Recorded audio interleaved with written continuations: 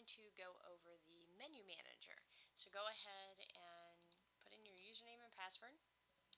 And now we're going to go to the menu manager. When you click on that, what it's going to do is it's going to just list all the different menus that are available or already set up on your system. I typically do not click on that button to get to the menus. What I do is I usually go to the control panel and I just go right up here, because what I typically want to do is just go directly to the menu that I have on the website.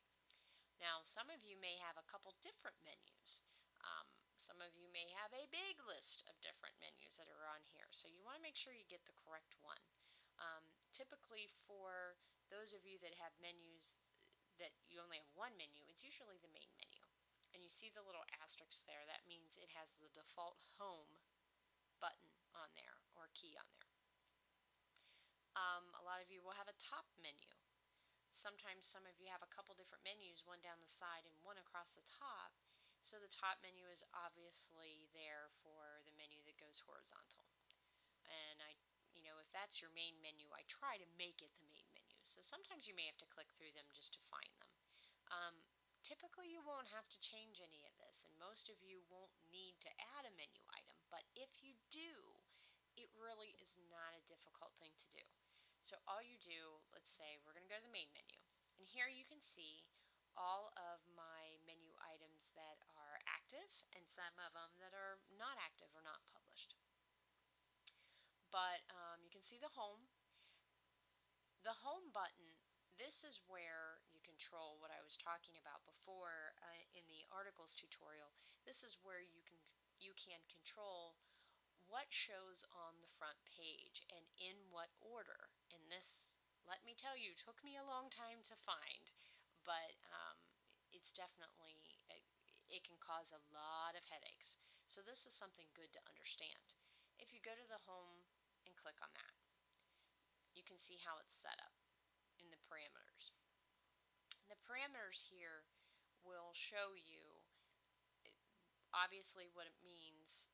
The leading is the leading story that appears, and how many intros you want, how many intro paragraphs you want after that, or intro stories, and how many columns. Most of you have a website that has 2 columns. If you had a 2-column website, if you have an intro, that intro will show up above the 2 columns. So just so you know that and are aware of that. If you do not want an intro, if you only want 2 columns to show, you would put a 0 in the intro, and then you would put your 2 columns there. Number of links just means how many articles, previous articles, do you want to show on the front page as links below the others. So you can change that around too. I'll show you that. Down here at the bottom of my front page, you can see here, more articles, and I have 2 set up. Well, actually I have more than that on the next page as well. So that's where that's controlled. Now in the parameters advanced, this is where you can control the order of the articles that appear. What I typically do with almost all of you, I put category no order, order by primary order only. It's easier this way. Primary order, most of them I do I think most of you I have by default. No, most of you I have by order. If I do it by order, that means I can control the order in the media manager, in the article manager. That way, you don't even have to worry about it anymore.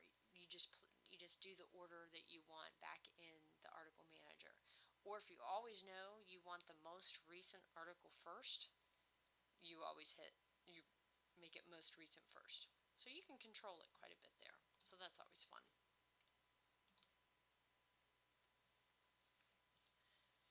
Then you can see all the other ones that I have. I have links to URLs on mine. I have links to other articles, or a category of articles. My Hockey 101 is actually my frequently asked questions, and that's actually a category. Now Now, if we want to add a new menu item, you click on New, and it gives you a bunch of different things that I'm sure you're probably not wanting to know about. But the ones that you'll typically be using, if you want to create another page, let's say you have some instructions that are really important that you want to get up. What you need to do first is create that article.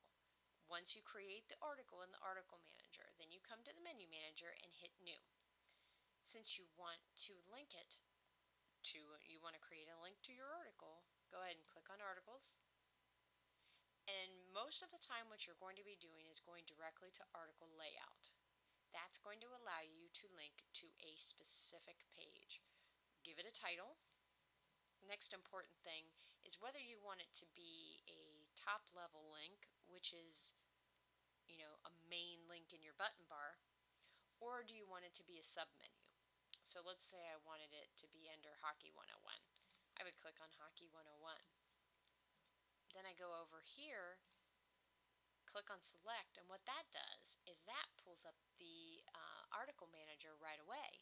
And if I've just added the article on the instructions, the great thing about it is it will show up first. It will always default back to the last thing that you did in the article manager. So it makes it really easy.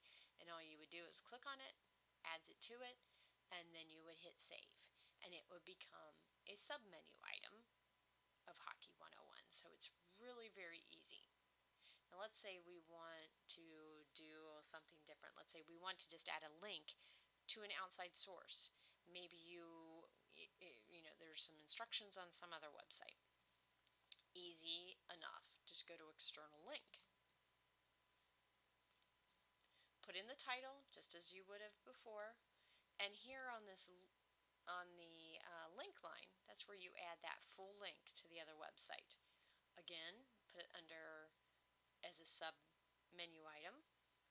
Now what's also important is you have to decide what you want it to do when they click on it. Do you want it to open up in the same window, or do you want it to open up in a new window? And typically, if you have a link on your website, you want it to open up a new window. That way, if they close that window, it diverts back to your site. It really doesn't take them off of your site at all. So that's basically what you want to do. And then you would just hit save. Now, let's see. Those are the main ones that you will want to use. Most of you will honestly not be using many of the other ones. Possibly MooFax if you've got that in there. If you have frequently asked questions, MooFax is actually just articles that are in the category and section for frequently asked questions. So you can pull up a category frequently asked layout, and you would just select the category. So it's pretty easy. It'll be one that I'll go over in a separate tutorial for you though. I think that's all you need to know on the menu manager. If anybody has any specific questions on that, please do not hesitate to ask me first if you do not feel comfortable doing this. It does take practice doing it, and there are little tricks to different parts of it, but if you're just linking to an article, it really is not a difficult thing to do. Good luck!